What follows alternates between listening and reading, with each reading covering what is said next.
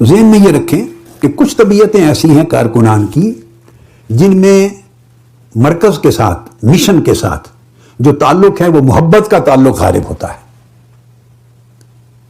وہ ایک چھوٹی سی بات جو دوسرا آدمی کہہ دے جو ان کے معیار محبت پہ پوری نہیں اترتی، ممکن ہے اس میں برائی نہ ہو، کوئی بدنیتی نہ ہو، وہ کسی اور اینگل سے کہہ رہا ہو، غلطی کر رہا ہو، چلو غلطی کر رہا ہو، یا ممکن ہے نیت میں غلطی نہ ہو، مگر وہ اس محبت کرنے والے کے معیار محبت کے ساتھ وہ میل نہیں کھاتی، تو وہ دفاع کرتے ہیں اور وہ ڈٹ جاتے ہیں۔ ان کی طبیعت ایسی ہوتی، ان کے تعلق تحریک اور مشن اور قیادت اور مرکز اور پورے نظام کے ساتھ ان کا تعلق محبت کے ساتھ غالب ہوتا۔ یہ تعلق حبی ہے، یہ تعلق عشقی ہے، یہی تعلق عشقی ہے جو جانیں بھی دلوا دیتا ہے، قربانیاں بھی دیتا ہے، یہ دفاع بھی کرتا ہے۔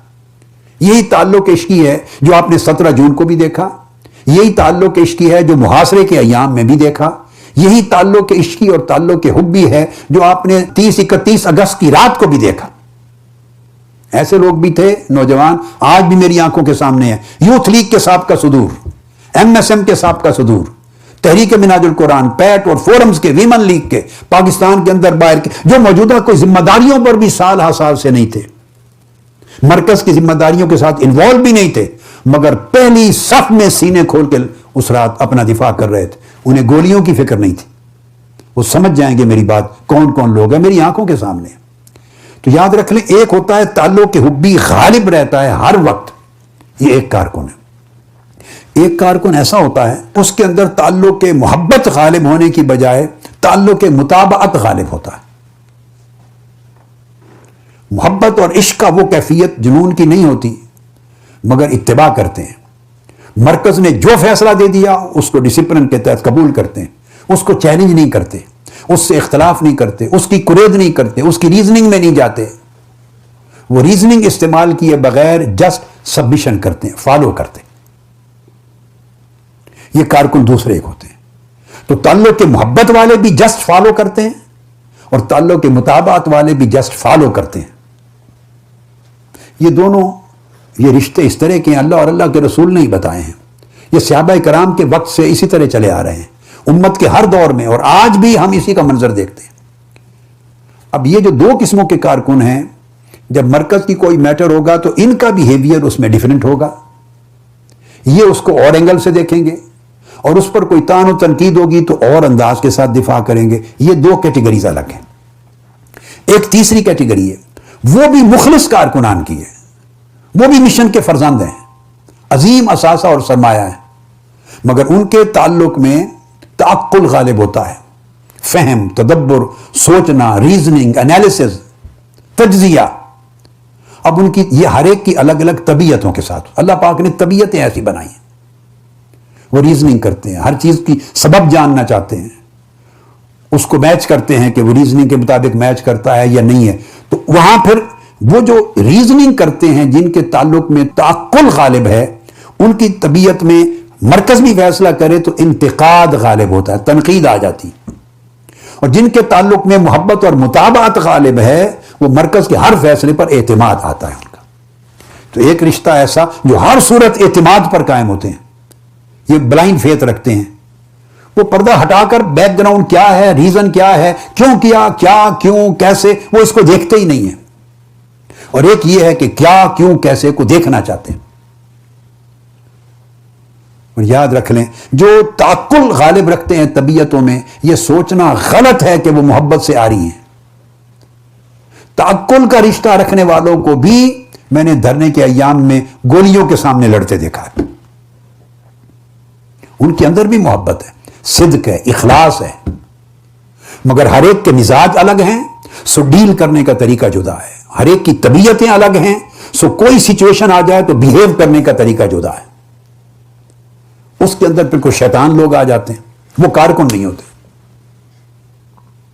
وہ شیاطین الجن والانس ہوتے ہیں، وہ تینوں کیٹیگریز کے کارکن نہیں ہوتے، نہ محبت والے، نہ مطابعت والے، نہ تعقل والے، وہ کارکن نہیں ہوتے، وہ شیطان ہوتے ہیں۔ ان کے اپنے ایجنڈے ہوتے ہیں، ڈسٹرب لوگ ہوتے ہیں، بیمار ذہن کے لوگ ہوتے ہیں، وہ سرے سے نظریاتی طور پہ کلیئر ہیڈڈ ہی نہیں ہیں، گو مگو ہیں، آدھے نہیں، یا باہر سے پلانٹڈ ہیں انتشار پیدا کرنے کے لیے، یا اپنا کسی کے ساتھ بغض اور عناد ہوتا ہے، عداوت ہوتی ہے، اس کا انتقام ہوتا ہے، بہت سے ریزنز ہوتے ہیں. یہ ایک اور چوتھی کیٹیگری ہے، وہ کارکن نہیں ہوتے مگر وہ آپ کی صفوں میں ہوتے ہیں. اب سوشل میڈیا ہے، اس کے اوپر کنٹرول تو ہے ہی کوئی نہیں.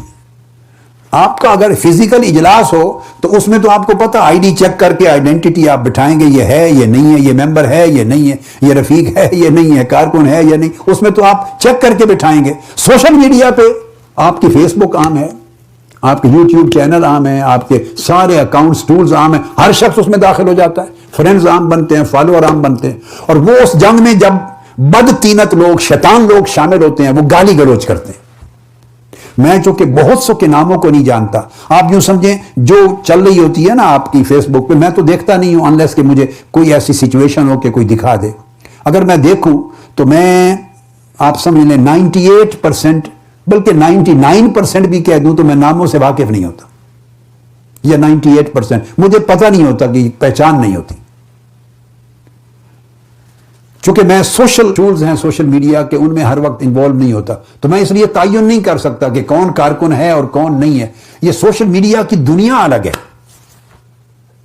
یہ دورہ بخاری جب دروس بخاری ہوئے تو میں نے کئی دن واچ کیا، بڑے کم لوگوں کو پہچانتا تھا، لوگوں کے تبصرے آتے تھے بڑے خوبصورت، مگر اکثر کو نہیں پہچانتا تھا. یہ جو اسی طرح دیگر آپ کے پروگرام آف اینڈ آن ہوتے ہیں، جو کورونا وائرس کے دنوں میں اینگر کنٹرول پر دیے، میں نے اس کا فیڈ بیک دیکھا، بہت سے نام آتے تھے تو مجھے پتہ نہیں ہوتا پرسنلی کہ کون ہے. اس لیے میں بات کہہ رہا ہوں آپ کو اصولی طور پہ کہ 3 قسموں کے کارکنان ہیں، تینوں مخلص ہیں. ان کی طبیعتیں اور مزاج چونکہ جدا جدا ہیں، سو ان کا بیہیویئر، کسی سچویشن کو ڈیل کرنے کا انداز الگ الگ ہے، ایک جیسا نہیں ہو سکتا. اس میں بھی کبھی کھٹ پٹ پھر شروع ہو جاتی ہے مزاجوں کے جدا ہونے کی وجہ سے، مگر ایٹ دا سیم ٹائم ایک چوتھا گروپ شامل ہو جاتا ہے، وہ گالی گلوچ دے دیتا. ایک ہو گیا کسی کے خلاف ایکشن ہو گیا تو اس میں پھر وہ کبھی کوئی مرکز کا موافق بن کے گالی گلوچ کو داخل کر دیتا ہے، کبھی مرکز کے فیصلے کا مخالف بن کے تنقید کے پیرائے میں گالی گلوچ کو داخل کر دیتا ہے. ان کا مقصد ہے کہ شر ڈال دے، گالی گلوچ ڈالے، بےہودگی ڈالے، بدتمیزی ڈالے، بد تہذیبی ڈالے، ناشائستگی ڈالے تاکہ خرابی ہو. وہ جب آتی ہے تو باقی سارے ہی بشر ہیں نا، انسان ہیں، اولیاء تو نہیں ہیں. جب ایسی کوئی آدمی غلاظت ڈال دیتا ہے تو پھر اس غلاظت کے جواب میں پہلی جو زبان کوئی بہتر کسی کی تھی تو وہ خراب ہونے لگ جاتی، گدلی ہونے لگ جاتی. تو یہ بہت بڑا فتنہ بنتا ہے. اس فتنے سے حفاظت کرنا ہر ایک کی ذمہ داری ہے. اور اس